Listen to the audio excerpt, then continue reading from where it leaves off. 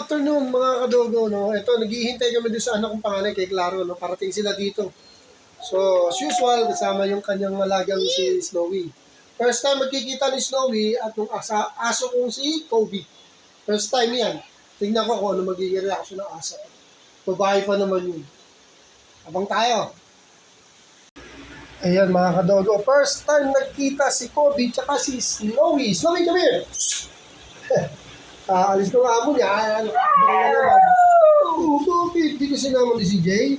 Hindi ko sinama ng amo mo. Salbahe yung mga amo niya. Puro kayo iniwan ah. Snowy! Oh, first time niya nagkita sa dalawang to. Sige, dyan ako. Tayo, dyan. Ano? Kumusta? Balik talaga yung aso niyo. Ikaw?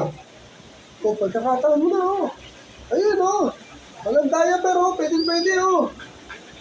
Kaya lang, hindi na mabubulti siya. Lalo na ito eh. Nakakapon na ito si Snowy. Wala nang matres yan. Ano? Sige na. First time talaga nagkita nito.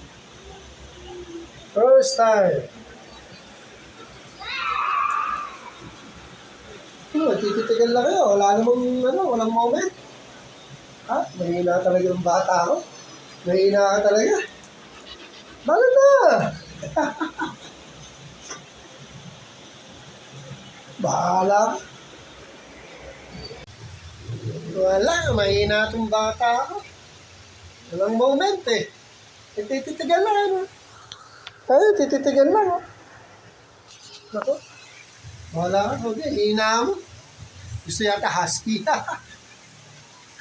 Dito muna mga kadogo ha. May makikipaglaro-laro muna din sa dalawang aso. Thank you for watching.